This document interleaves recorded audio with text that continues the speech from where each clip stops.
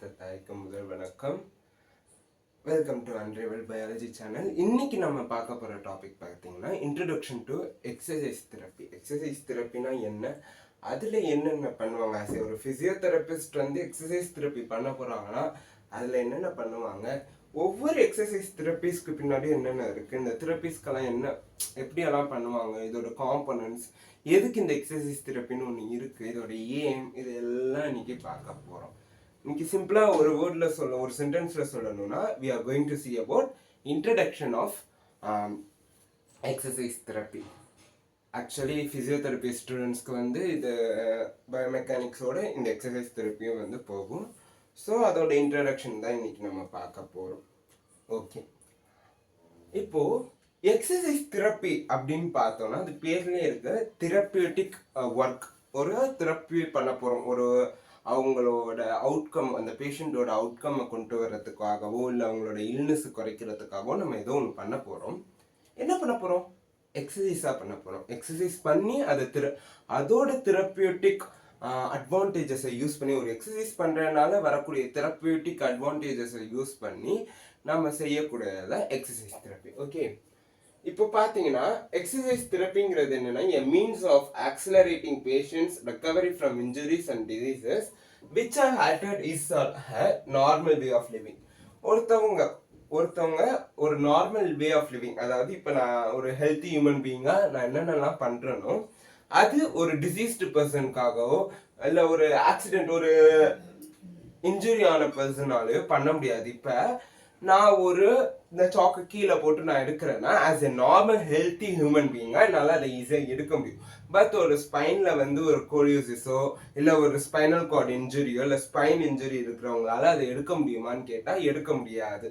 அப்போ அவங்களுக்கான ரெக்கவரி, அந்த பேஷண்ட்டோட ரெக்கவரியை இன்க்ரீஸ் பண்ணுறதுக்காக, ஏன் இன்க்ரீஸ் பண்ணணும், அவங்களோட ஆல்டர்டு வே ஆஃப் லிவிங்கை நார்மல் வே ஆஃப் லிவிங்காக கொண்டு வரணும். அதாவது இப்போ நார்மலாக நடக்க முடியாதவங்க, காலில் ஏதோ ஒரு ஃப்ராக்சர் நடந்துருச்சுன்னா அவங்க நொண்டி நடப்பாங்க.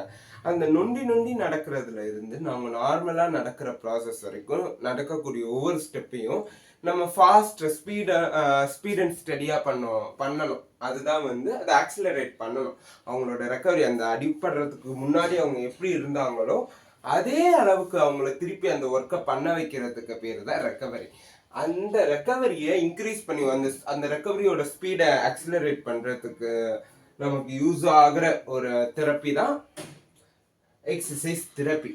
ஓகே, இதில் என்னென்ன இருக்குது காம்பனன்ட்ஸ்னு பார்த்தீங்கன்னா 2 காம்பனன்ட்ஸ், போஸ்டர் அண்ட் மூமெண்ட்ஸ். போஸ்டரில் பார்த்தோன்னா நமக்கு பொசிஷன்ஸ்னு நம்ம சொல்லலாம். அதில் பார்த்தோம்னா fundamental positions and derived positions வரும்.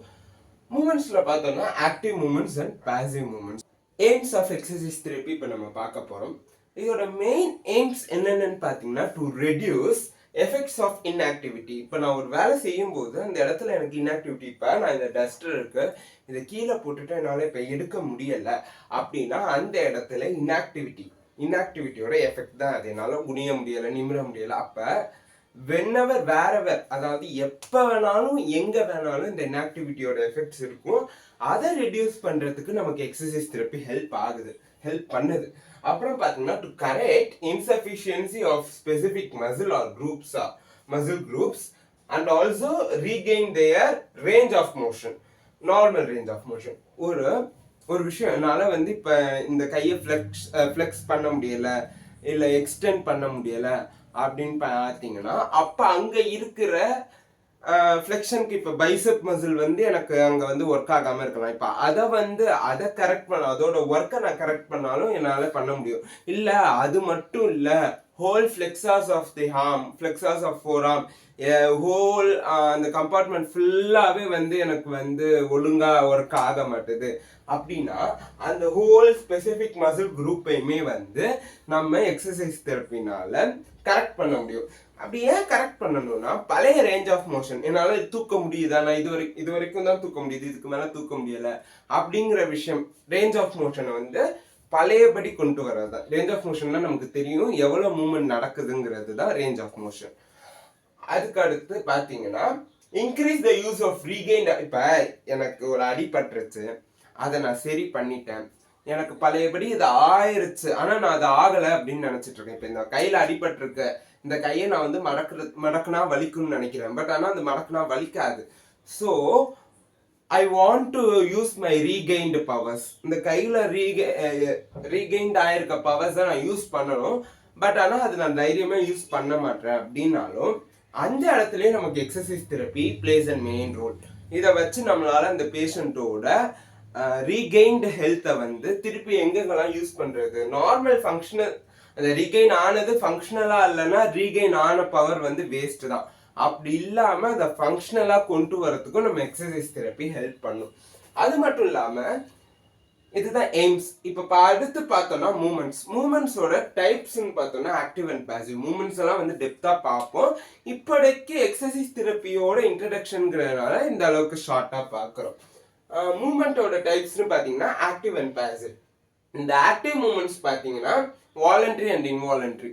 ஆக்டிவ் மூமெண்ட்ஸ்லாம் வந்து அசிஸ்டன்ஸ் இல்லாம பண்றது, நம்மளே இப்ப கையை தூக்குறது, காலை தூக்குறது, இதெல்லாம் வந்து ஆக்டிவ் மூமெண்ட்ஸ். ஆனா பாசிவ் அப்படி கிடையாது. பாசிவ்ங்கிறது ஒரு அசிஸ்டன்டோட, இப்ப எனக்கு இந்த காலில் வந்து ஃப்ராக்சர் ஆயிடுச்சுனால தூக்க முடியாது அப்படின்னா ஒரு அசிஸ்டன்ட், ஒரு பேஷண்ட் அட்டெண்டரோ இல்லை தெரபிஸ்டோ வந்து காலை தூக்குறாங்கன்னா அதுக்கு பேரு தான் பாசிவ் மூமெண்ட்ஸ். இதுதான் பாசிவ் அண்ட் ஆக்டிவ்க்கு உள்ளது. ஆக்டிவ்ங்கிறது without assistance or little assistance. ரொம்ப அசிஸ்டன்ஸ் அங்கே மேஜர் ரோல் பிளே பண்ணக்கூடாது.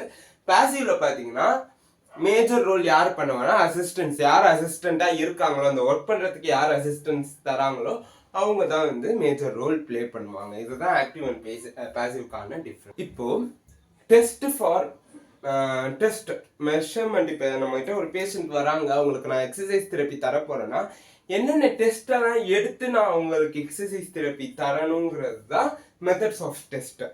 Test for joint range. ஒரு ஜாயிண்ட் இருக்கு, அதோட ரேஞ்சுக்கான டெஸ்ட். அதாவது அதோட ஃபிளெக்ஷன் எவ்வளவு டிகிரிஸ் வருது, இது எப்பயுமே டிகிரிஸ்ல தான் இருக்கும். இப்போ எனக்கு 20 டிகிரி வந்து எக்ஸாம்பிளுக்கு சொல்றேன், எல்போவோட ஃபிளெக்ஷன் 20 டிகிரினா அந்த ரேஞ்ச் ஆஃப் மோஷன் 20 டிகிரினா எனக்கு அந்த 20 டிகிரி இல்லாம அப்நார்மலா 30 டிகிரிக்கு மேல இறக்க முடியல, இல்ல வந்து 45 டிகிரிக்கு மேல இறக்க முடியல அப்படின்னு பார்த்தோம்னா அதுதான் வந்து நமக்கு வந்து அங்க இன்சஃபிஷியன்சி வருது. ஏன்னா நம்மளால ஃபுல்லா பண்ண முடியல, அந்த மசில் பண்ண வேண்டிய ஒர்க்கை பண்ண முடியல. அப்போ நம்ம எப்படி அதை கண்டுபிடிக்கிறது? நம்ம அதை கண்டுபிடிக்கிறதுக்கு ஃபர்ஸ்ட் ஜாயிண்ட் ரேஞ்சோட வேல்யூ தெரியணும். ஃபர்ஸ்ட் நார்மல் வேல்யூ தெரியணும், அப்புறம் அப்நார்மல் வேல்யூ தெரியணும். அதோட டிஃபரன்ஸ் தெரிஞ்சாதான் நம்மளால எவ்வளவு கெயின் பண்ண முடியும் பார்த்து அதுக்கு ஏற்ற ட்ரீட்மெண்ட் கொடுக்க முடியும். இப்போ அந்த அப்நார்மல் வேல்யூ பார்க்கறதுக்கு we will have an instrument called goniometer. goniometerனு ஒரு இன்ஸ்ட்ருமெண்ட் இருக்கும். It's like a tool scale attached to a protractor. ஒரு protractorல வந்து ரெண்டு ஸ்கேல் அட்டாச் ஆன மாதிரி இருக்கும். இப்போ அந்த இன்ஸ்ட்ருமெண்ட் வச்சு நம்மளால ஜாயிண்ட் ரேஞ்ச் ஆஃப் மோஷனை வந்து ஈஸியா கண்டுபிடிக்க முடியும். அடுத்து பார்த்தோம்னா நியூரோமஸ்குலர் எஃபிஷியன்சி. அதாவது நர்வ் இம்பல்சஸ் மசில்ல போய் எப்படி எஃபிஷியன்சியா இருக்கா அப்படின்னு பாக்குறது தான் நியூரோமஸ்குலர் எஃபிஷியன்சி. பிரெயின்ல கிரியேட் பண்ணக்கூடிய இம்பல்சஸ் வந்து மோட்டார் இம்பல்சஸ் வந்து அந்த மசிலுக்கு போகுதாங்கிறது ஃபர்ஸ்ட் நமக்கு தெரியணும். அந்த மசிலுக்கு போய் அது எவ்வளவு ஒர்க் கொடுக்குது, ஃபிளிக்கரிங் தான் பண்ணுதா இல்ல அது வந்து அதோட ஒர்க் ஃபுல்லாவே பண்ணுதா அப்படின்னு சொல்றது தான் வந்து நியூரோமஸ்குலர் எஃபிஷியன்சிக்கான டெஸ்ட். இது டெப்தா நம்ம பார்ப்போம். கோஆர்டினேஷன். இப்போ இந்த எனக்கு நான் வந்து எனக்கு என்னோட சென்சரி டிரான்ஸ்மிஷனுக்கும் இம்பல்ஸ் டிரான்ஸ்மிஷனுக்கும் மோட்டார் இம்பல்ஸ் டிரான்ஸ்மிஷனும் வந்து கரெக்டா இருக்கா? இப்போ நான் பார்த்த உடனே இது ப்ளூ அப்படின்னு சொல்றேன்னா இல்லை எனக்கு அது பிளாக்கா தெரியுதா, இல்லை இங்க பாக்குற பொருளை இங்க நான் தொடுறேன்னா, ஸோ அந்த மாதிரி விஷயங்கள் தான் வந்து கோஆர்டினேஷன். இந்த கோஆர்டினேஷன் மிஸ் ஆகிறதுக்கான டெஸ்ட். அது நம்ம நார்மலா இந்த மூக்கோட நோஸ் டிப்பை தொடுறது, ஷர்ட் பட்டன் வந்து தொட வைக்கிறது பேஷண்ட்டை, இதெல்லாம் வந்து test for coordination. Test for sensation. இப்ப நம்மளோட 5 சென்ஸ் இருக்குல்ல, அந்த 5 சென்ஸுக்கான டெஸ்ட். ஸ்மெல்லு டச் பண்ணா தெரியுதா, ஸ்மெல் பண்ணா தெரியுதா, அதுக்கான டெஸ்ட் எல்லாம் நம்ம பண்ணுவோம். அதுக்கு அடுத்து measurement of vital capacity and range of respiratory excursions. Spirometer அதெல்லாம் யூஸ் பண்ணி லங் வால்யூம்ஸ் எல்லாம் பார்க்கறது தான் இந்த டெஸ்ட். வைட்டல் கெப்பாசிட்டினா லங் வால்யூம்ல வைட்டல் லங் கெப்பாசிட்டி, அதெல்லாம் தான் வைட்டல் கெப்பாசிட்டிஸ். அப்புறம் பாத்தீங்கன்னா மெஷர்மெண்ட் ஆஃப் லெக் லென்த். சில பேருக்கு ஒரு லெக் லென்த் கம்மியாகவும் ஒரு லெக் லென்த் அதிகமாகவும் இருக்கும். அதனாலே பாதி பேருக்கு வந்து ஹிப் பெயின், லெக் பெயின்லாம் வரும். ஸோ அது அது அது நமக்கு லென்த் தெரிஞ்சாதான் வந்து எவ்வளவு லென்த் டிஃப்ரென்ஸ் இருக்குன்னு தெரிஞ்சாதான் அதுக்கேற்ற மாதிரி ஒரு கீழே ஒரு சப்போர்ட் கொடுத்து அதுல ஒரு ஹீல்ஸை மட்டும் அதிகமா ஏத்துற மாதிரி நம்மளால பண்ண முடியும். ஸோ அதுக்கு மெஷர்மெண்ட் ஆஃப் லெக் லென்த். அப்புறம் angle of pelvic inclination. Pelvic இன்க்ளினேஷனோட ஆங்கிள் வந்து அதிகமா இருந்தாலும் ப்ராப்ளம். ஸோ அது கரெக்டா இருக்கா, ரொம்ப இன்க்ளைண்டா இருக்கா, ஆன்டீரியரா நிறைய இன்க்ளைண்டா இருக்கா, இல்ல போஸ்டீரியரா ரொம்ப இன்க்ளைன் ஆயிருச்சா அப்படிங்கறதெல்லாம் வந்து சொல்றதுதான் angle of pelvic inclination methods measurement. Sorry. இப்போ இது எல்லாமே பாத்தீங்கன்னா ஒவ்வொரு ஜாயின்ஸா நம்ம பார்த்தோம். இது மட்டும் இல்லாம நம்ம எர்கனாமிக்ஸ்ல பார்த்த போஸ்டர் அனாலிசிஸும் நம்ம பண்ணுவோம். ஆல்ரெடி போஸ்டர் அனாலிசிஸ்னா எனக்கு என்னன்னு தெரியலைன்னா you can just go into my channel and இந்த சேனல்லே உங்களால பார்க்க முடியும். இந்த வீடியோ உங்களுக்கு பிடிச்சிருந்துச்சுன்னா லைக் பண்ணுங்க, சப்ஸ்கிரைப் பண்ணுங்க, ஷேர் பண்ணுங்க, கமெண்ட் பண்ணுங்க. பிகாஸ் உங்களோட ஒவ்வொரு லைக்ஸ் அண்ட் சப்ஸ்கிரைப்ஸ் தான் வந்து இன்னும் நிறைய ஸ்டூடெண்ட்ஸ்க்கு ஹெல்ப்ஃபுல்லா இருக்கும். ஸோ மறக்காம சப்ஸ்கிரைப் பண்ணிருங்க.